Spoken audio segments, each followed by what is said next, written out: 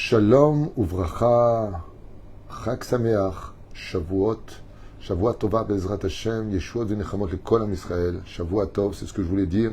En ce dimanche 13 octobre et Yud Aleph du mois de Tishri, on vient de faire ce jeûne extraordinaire, ce cadeau du ciel qui est Yom Kippourim, sur lequel nous avons demandé pardon à Dieu en espérant ne pas revenir sur les fautes et les erreurs qu'on aurait commises, pour que ce jour prenne forme, non pas pour une seule journée de pardon, mais pour une année entière de remise en question, car le but de demander pardon, c'est de ne pas recommencer. Sinon, tout le monde le comprendra très vite. Arrête de me demander pardon si c'est pour recommencer. Ainsi donc, prenons sur nous, Bezrat Hashem, de tout faire pour nous mettre dans les conditions qui ne nous feront pas tomber et de plaire au Créateur du monde, lui qui est si proche de nous, qui nous aime tellement, pour lui dire que Béhémet, cette année, ce sera l'année de la Géoula. Amen, ve Amen. Shiur demandé sur le Zohar HaKadosh pour l'élévation de l'âme de Mardoché ben Mesodi ainsi que Mir ben Juli, Alehem Hashalom, Ruach Hashem Tenachenam Began Eden Elion, par le mérite de Rabbi Shimon Bar Yochai, dans son Zohar HaKadosh pour lequel nous penserons aussi à tous nos otages, Brim, Ushlimim Nevetam, Kol Chayalenu Voten Mikol Tsar Mtsuka, ou Kol Nega Machalen Gronat Sachapo, celui qui a acheté aussi ce Shiur de façon anonyme, et beaucoup de bonheur, Man Shemo Be'ahava. Alors, on va parler indirectement de Sukkot, nous allons parler d'Anané Kavod, nous sommes dans le Zohar Kadosh de la paracha de Vezot à Beracha, que je vous conseille d'écouter, de partager. Merci à vous tous, merci pour votre soutien, votre écoute, vos partages. Merci d'exister, Be'ezrat Hashem, Am Israël Chai Vekayam. Le Zohar HaKadosh, on part directement dans l'hébreu pour pas traduire de l'araméen en hébreu en français, nous dit comme ça. Bo et Tachazé, viens et vois. Kol Elu Hashanim Shenimsa Aaron, toutes les années où Aaron vivait parmi le peuple d'Israël, soit à peu près 40 années, dans le désert, à accompagner les enfants d'Israël. Ayu Israël Betzel Haemuna. Les enfants d'Israël vivaient dans l'ombre de la Haemuna, de la foi. Pourquoi? Tachat Elu Shivat Ananim, car il y avait les 7 nuées de gloire. 7 à droite, à gauche, en haut, en bas, devant, derrière, et une pour nous guider. Il y avait 7 nuées de gloire. Chaque nuée correspondait à une sphira. Chesed, Givora, Tiferet, Hod, Netzar, Yesod et Malchut. Cette nuée de gloire avait pour mission de faire plusieurs choses bénéfiques pour des enfants d'Israël. La première, de les protéger.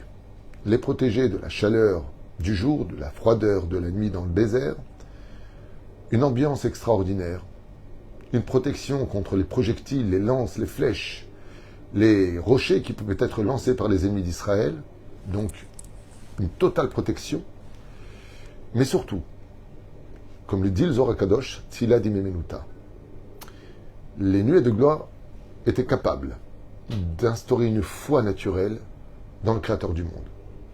C'était quelque chose qui embaumait, qui repassait, aussi nous disent les Chachamim, les habits des enfants d'Israël. Personne n'avait besoin de laver ses habits, personne n'avait besoin de les repasser. Il n'y avait pas d'eau. Il y avait de l'eau, le puits de Myriam, il n'y avait pas d'eau à proprement dit. Ce qui fait que la nuée de gloire apportait un bénéfice hors du commun. Une bénédiction qui ravivait la foi. Même quand les enfants d'Israël tombaient, eh bien, comme dit Rabbi Nachman, le but c'est de se relever. Ils se relevaient. Grâce à quoi? Grâce aux nuées de gloire, qui sont venues par le blé de Aaron. Alors vous savez que Aaron Cohen, c'est un homme qui aimait la paix et poursuivait la paix. Il faisait la paix des foyers, il faisait la paix entre les hommes, les femmes et les femmes, entre les familles. C'est un homme qui était au sein même et au centre de toutes les disputes pour mettre un terme à la dispute et donner rendez-vous au cœur des familles du peuple d'Israël. Il a symbolisé par ceci les 7 nuées de gloire. Les Chachamim nous disent ainsi, si tu veux vivre vraiment cette émanation et ce bénéfice que prodiguent les nuées de gloire, fais comme Aaron, sois humble, aime la paix, poursuis la paix, sois heureux, refais la paix entre les uns et les autres, ne mets pas d'huile sur le feu, ne sois pas vulgaire, sois un vrai représentant du shalom.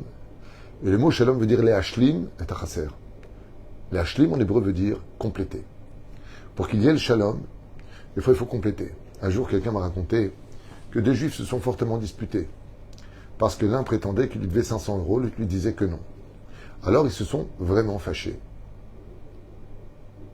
Sans se frapper, sans s'insulter, mais ils ont mis un terme à leur relation alors qu'ils étaient plutôt copains avant. Et ce juif, qu'est-ce qu'il a fait? Il est parti chez lui, il avait un billet de 500 euros. Il est parti voir celui qui était parti fâché prétendant qu'on lui devait cet argent. Il lui a dit, au fait, tu sais, j'ai vu ton copain hier, il m'a parlé un petit peu, il m'a donné 500 euros pour te les remettre. Il les a pris. Après, il lui a dit, écoute, regardez bien cette histoire, elle est incroyable. Il lui a dit, ben mec, il t'a donné ce billet, il t'a dit que c'était pour moi. Il lui a dit, oui, il m'a dit de te les donner, comme il sait que t'es fâché.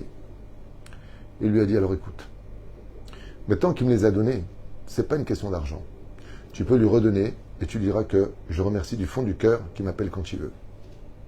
Alors il est parti voir l'autre et il lui a dit, au fait, tu sais, j'ai rencontré celui avec qui t'étais fâché. Il a dit qu'il a plus besoin de tes 500 euros, qu'il n'en veut pas. Il veut juste simplement que tu le rappelles à l'occasion. Parce qu'il aimait votre amitié. Et ainsi se sont remis les deux. Et bien sûr, en discutant, il lui a dit, mais je t'ai jamais envoyé lui. Ah bon? Comment se fait-il, hein? Alors ils sont partis le voir. Et quand il lui a dit, qu'est-ce que tu as fait? Pourquoi tu as dit que c'est lui qui t'a donné 500 euros alors qu'il m'a dit qu'il ne les a pas donnés? Il lui a dit, parce que vous étiez copains et vous n'êtes plus copains à cause de 500 euros, alors j'ai préféré les prendre de chez moi et perdre 500 euros pour gagner votre shalom que de laisser 500 euros chez moi que je n'aurais peut-être pas pu profiter car je ne sais pas si j'allais vivre, j'ai voulu prendre la misva du shalom. Alors les deux lui ont dit, écoute, si toi tu as été prêt à sacrifier 500 euros pour notre shalom, non seulement nous on revient amis, mais toi tu seras notre troisième ami. Une histoire qui s'est passée ici à City, à Ashdod, pour vous dire combien on ne sort jamais perdant du shalom. Bien sûr, s'il n'y a pas de pathologie, s'il n'y a pas de shalom, de gens toxiques, on ne parle pas de ça, on parle des gens, des Hashem qui sont normaux. Yeshua de Nechamot le Kol en Israël. Bezrat Hashem. Que la guerre prenne fin. Amen. Allez, vaille que la guerre prenne fin. Nous, on ne veut pas de guerre. Am Israël, c'est un peuple de paix. Notre symbole, c'est pas l'aigle, c'est la colombe. Et des fois, on est des vrais pigeons. Mais enfin bon, il y a des moments où on se réveille aussi. Bon, nir'e benamshir bezrat Hashem betarkenu atov shnotenu baneimim avec ce Zohar HaKadosh merveilleux que je vous invite à étudier pour l'élévation de l'âme de ces deux personnes pour qui ce shiur est fait. Et quand est mort Aaron, il n'y avait plus personne pour faire la paix au sein du peuple d'Israël. S'est éloigné le premier nuage, celui qui les guidait. Midato Shei Ayamin Shel Kulam, qui était du côté droit de tous les autres Anané Kavod. Donc nuée de gloire. Et dès qu'a disparu le principal, qui se trouvait devant à la droite, eh bien tous les autres aussi ont disparu. Donc, comme ressemble Israël, ils se sont retrouvés livrés à eux-mêmes, sous la chaleur du jour, la froideur de la nuit, mais surtout les projectiles des ennemis. Il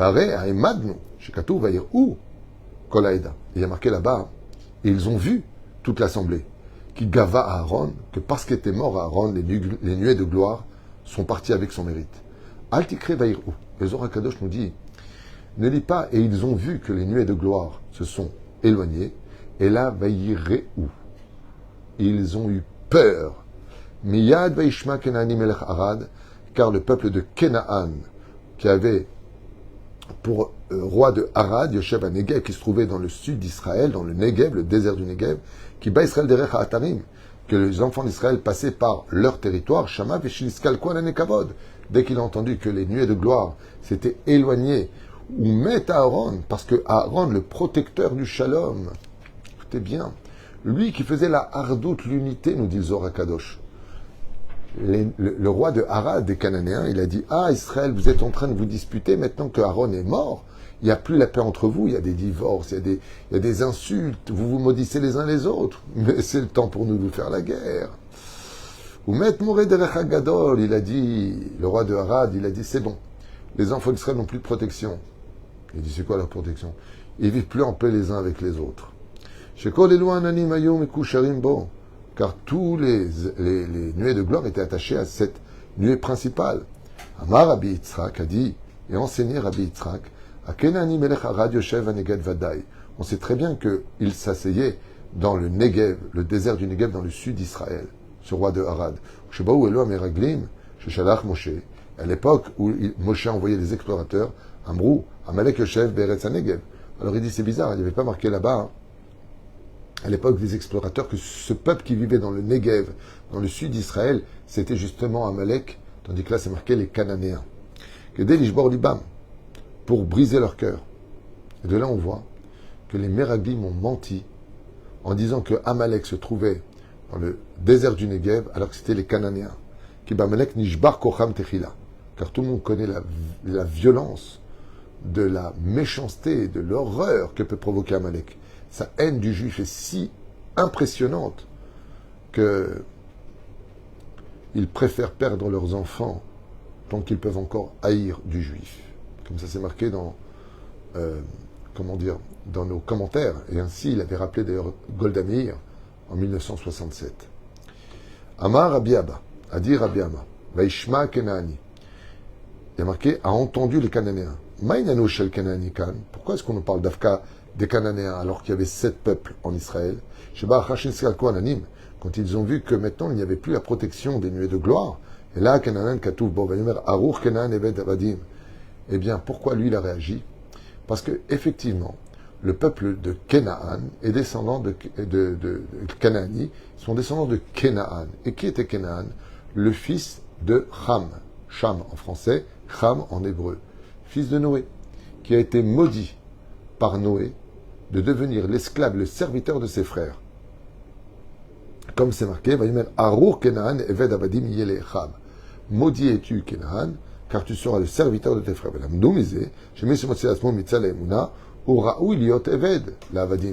Alors quel rapport? Écoutez bien ce chidouche du Zohar Kadosh. Il nous dit quel rapport maintenant?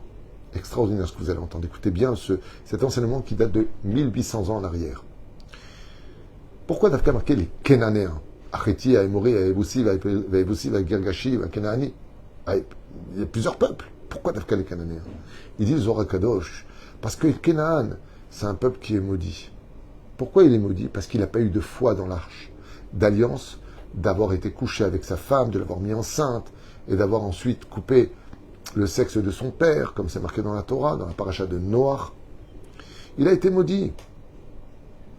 Maintenant que les enfants d'Israël, ils ont perdu les nuées de gloire, le Zohar Kadosh nous dit, maintenant qu'ils ont perdu les nuées de gloire, il est évident que leur émouna va descendre avec eux. Ils n'ont plus cette nuée de gloire. C'est pour ça d'ailleurs que la fête de Sukkot, c'est la fête de la émouna. Comme vous le savez tous, si tu n'as pas d'émouna, si tu n'as pas de foi d'aller vivre dans une soukha alors que tu as un super appartement, personne ne va aller vivre dans une cabane alors qu'il a une villa. Personne ne va vivre dans une cabane alors qu'il a un appartement. C'est antilogique, sauf s'il a de la foi. Ce qui fait que quand on passe 7 jours dans la soukha, à y rester, à y manger, à y dormir, et ainsi de suite, on prouve que vraiment on a de la émouna. Et ces 7 nuées de gloire sont représentées dans les 7 jours de Sukkot, où chaque jour nous allons commémorer Bezrat Hashem et Sheva Ushpizin à travers les sphirotes qu'elles représentent, les nuées de gloire de Aaron. Oufren, le Zohar nous dit, celui qui perd sa émouna, celui qui perd les nuées de gloire, lui aussi, il est digne d'être l'esclave de ses frères. De là, vous aurez compris qu'un juif qui s'assimile, un juif qui perd sa foi en son judaïsme et sa Torah, est digne d'être le serviteur des nations du monde. Hashem Ishmor Virachem. Yot Evet, c'est ce qui est marqué dans le Zohar. Ce que je vous dis, il n'y a rien de personnel. Je vous lis ce que vous pouvez vous-même lire en français. Shemotzi Atzmo Mitzel Haemuna, étant donné qu'il n'y a plus les nuées de gloire, les Cananéens, ils ont dit, attends, mais c'était nous qui devions servir les autres. Maintenant que les Hébreux, ils ont perdu la nuée de gloire, eux aussi, ils peuvent d'un coup devenir les serviteurs des autres. Raouloliot Eved, les Avadé Avadim. C'est pour ça que, justement, qu'est-ce qui nous a sauvés quand on est sorti du pays d'Égypte où on était esclaves? Des Égyptiens qui eux-mêmes étaient esclaves, depuis la malédiction de Noé, comme c'est marqué Eved Avadim. Vous avez été serviteurs chez des serviteurs. Et c'est pour ça qu'ils ont fait la guerre contre nous et qu'ils ont ramené des captifs. Et les Cananéens, dans cette guerre qu'ils ont perdue, ils ont quand même réussi à attraper des otages israélites qu'ils ont mis en esclavage chez eux. Lesquels? Ceux qui avaient perdu la Emouna. Qu'est-ce qui nous protège de plus de nos jours? On n'a pas de nuée de gloire. La Emouna, la foi. D'où l'importance de toujours garder la foi et de ne pas tomber ni dans la panique, ni dans le désespoir, et encore moins dans le désarroi. Ve'alken katuv al kol era zrach Israël tijou besukot. Et c'est pour ça que, maintenant qu'on a demandé pardon, Baruch Hashem, à Kippour, on rentre dans la souka. Pourquoi? Parce que si on avait plus de foi, on n'aurait pas fauté. Donc pour recommencer cette année, on va se ressourcer dans la pompe à essence de la foi, qui est la souka, pour avoir plus de force de ne pas tomber. Parce que si on était plus ma'amin b'Hashem, si on avait plus d'émouna en Dieu, on passerait moins notre temps à fauter. Comme ça dit le Zohar Kadosh. Et c'est pour cela que Dieu nous a donné ce cadeau de la souka. Qui kol mishu mishorash vegeza kadosh mi Israël, car tout celui qui est réellement juif, c'est bizarre que le Zohar nous dit ça, celui qui est neshama, donc shoresh vegeza. Alors je vous traduis parce que c'est quand même vachement bizarre. Kol mishu mishoresh vegeza kadosh Israël. Ça veut dire quoi? Dis, celui qui est juif. Non. Parce qu'on peut avoir un corps de juif, mais peut-être que la neshama, elle vient du Erevrav. Comme ça dit le Zohar Kadosh. Écoutez bien les mots. Kol mishu mishoresh, ok, qui vient de la racine. Vegeza, de la plante, que tu mets. Kadosh mi Israël. Yajou besukot. Et ils peuvent s'asseoir dans le soukha et se renouveler. Comment on peut savoir Bémet si l'âme qui est à l'intérieur de ce corps juif, parce que sa mère est juive, c'est vraiment un de chez nous? C'est vraiment un juif. Il dit pas shoot, il sait pardonner, il sait aimer, il sait se travailler. On vient d'Abraham, de Yitzhak et de Yaakov. Chacun d'eux nous a donné. Abraham, Yitzhak, Yaakov, Moshe, Aaron, Yosef et David. Chacun d'eux nous a donné une partie de ses midotes. Si tu ne le retrouves pas chez un juif, c'est que cette neshama-là, elle vient peut-être d'un corps qui est juif parce que sa mère est juive, mais sa neshama, il faudrait peut-être vérifier d'où elle vient. Comme ce personnage qui a été filmé dans les réseaux sociaux, le Allélu le Alechem, qui à Kippour, le jour de Kippour, hier à Tel Aviv, alors que les gens priaient dans les rues parce que les synagogues étaient archibondées, il passait avec une glace à la vanille, une grande glace, ça a été filmé. Et il passait comme ça en léchant la glace. Elle est bonne ma glace. Alors que les autres étaient en train de jeûner. Rasé à la lame, un regard de haine sur ceux qui priaient, ils l'ont fait mal, ils prient. Il faut vérifier s'il est vraiment juif. Parce que pour faire une chose pareille, il faut vérifier. Est-ce que cette âme est juive? Et c'est ce qu'il dit le Zohar Kadosh. Lui, c'est sûr qu'il ne rentrera pas dans la souka. Pourquoi? C'est marqué.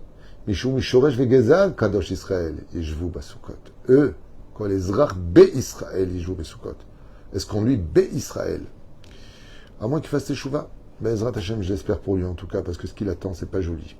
On sait et s'il n'est pas là-bas dans la souka, il se retire de la force de la imuna. D'où l'importance katuv kenam yani be'am be'ozne mirma vezo Eliezer eved Abraham ubo e katuv arur kenaan. Et donc, de qui est-ce qu'on parle là-bas? Je reviens pas en arrière. On motzi et atzmo mitachat selaimuna, katuv Kenaan beyado mozne mirma. Et donc, Kenaan avait dans ses mains, dans ce balancement de tromperie, les Eliezer eved Abraham, comme Eliezer, serviteur d'Abraham qui était cananéen, au bord et katuv arur Kenaan, maudit es-tu Kenaan, mishum she Kenaan, azé ou Eliezer, zachal et shamesh et Abraham, parce que Eliezer a eu un mérite, c'est celui d'avoir servi Abraham. Kevan sheshimesh et Abraham, yashav tachat tzalaimuna. Il faut savoir que Eliezer a eu le mérite de rentrer dans la souka d'Abraham Avinu, car il servait Abraham. Zachal atzet meota aklalam shenit kalel, et par ce mérite-là, Eliezer, qui était cananéen, est sorti de la malédiction, velood, et là, shekatuv bo beracha, il a même eu le mérite d'avoir été béni. De là, on a un kalvachomer, nous dit le Zohar Kadosh. Si Eliezer, le serviteur d'Abraham, qui était de Kenaan, cananéen, qui était maudit, il a servi Abraham, il est rentré dans la souka, il s'est rempli d'émouna, ouais, il est sorti de maudit à béni. Et le Zohar Kadosh nous dit, c'est un kalvachomer, plus forte raison. Si Eliezer est rentré dans la souka, il s'est débarrassé de sa malédiction pour prendre la bénédiction, chaque juif qui vivra dans la souka les 7 jours de Sukkot va annuler toutes les malédictions, tous les mauvais décrets, tout la inra, la sorcellerie, tout ce qui avait de mauvais sur lui, part, grâce au mérite de la souka. Shekado Emerbo, Beruch Hashem, comme c'est marqué, viens, toi qui es béni de Dieu. De là, on apprend que Dieu bénit tout celui qui rentre dans la souka, chez l'âme Israël, du peuple d'Israël, ou chez Kol Mishéoshev Tachatze la Emouna, car tout celui qui vivra sous l'ombre de la Emouna, dans la souka, Manhil Herut Lo Banav Le'olam, il apporte sur lui la libération, une Géoula personnelle pour lui et sa descendance. Au Midbarer Bibracha Eliona, Et il faut qu'il sache que Dieu lui-même le bénit dès qu'il s'assoit dans la soukha. Ou Mishemotzi Tatsmo Mitzal Emunah, celui qui sort de la soukha, Manhil Galut Lol Banav, et bien qu'il sache qu'au lieu de rester dans la soukha, s'il sort de la soukha, il provoquera de sortir en galoute pour lui et ses enfants. Et les Zohar Kadosh me dit, qu'est-ce que ça veut dire quand Canaan il a pris des otages juifs? Il dit Canaan dans le sens de la galoute. Kan-ani. Ici, pauvreté. Prends le juif de la galoute. En d'autres termes, il dit, celui qui s'assoit dans la soukha, il s'évitera de sortir en galoute pour lui et ses enfants. Celui qui reste dans la soukha, il rapproche la Géoula et il évitera pour ses enfants de sortir dans la galoute. Bamed Varim Amourim.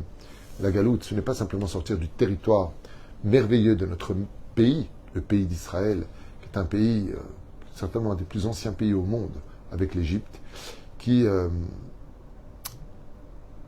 nous garde à l'intérieur. Au niveau géographique, mais est-ce que malgré tout, sur le fait de vivre en Israël, est-ce qu'on n'est pas encore dans une espèce de galoute spirituelle? Je pense que si. De ce qu'on voit pour l'instant, il y a une grande teshuva, mais il y a quand même une galoute spirituelle. La soukha est capable de nous sauver de cette galoute spirituelle, même sur le territoire d'Israël. En d'autres termes, chers amis, ce qu'on vient d'apprendre, plus tu es dans la soukha, moins tu seras dans les problèmes. Plus tu sors de la soukha, plus tu provoqueras que la galoute, comme une personne qui souffrirait non-stop, et dit franchement, je ne vois pas comment on est sorti de la galoute, même si on est en Israël. Israël s'acquiert par la souffrance, dit la Gemara dans Maseret Brachot Daf E. La reine qui est au lieu de souffrir toute l'année, alors même s'il fait un peu chaud dans la soukha, il est préférable pour toi d'y rester le plus longtemps, pour pouvoir éviter de sortir vers des problèmes toute l'année durant. Ainsi nous enseigne le Zohar Kadosh sur les allusions, sur le secret de Canaan. Il a pris des otages. C'est quoi ces otages? Il n'y avait plus l'année Kavod. Il est sorti de la soukha.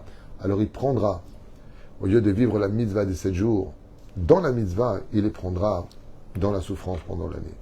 Bezrat Hashem, Yeshua ben Nechamot pour ce merveilleux Zohar Kadosh qui nous encourage de vivre cette fête de 5785, Baruch Hashem, de la création de l'homme, pour ce Rosh Hashanah qu'on vient de passer, maintenant Kippour, et on arrive à grands pas à Sukkot avec l'Arbat Aminim. Chag Sameach, merci d'avoir acheté des shiurim, merci de les partager, merci d'exister, merci pour votre soutien, que Dieu vous bénisse.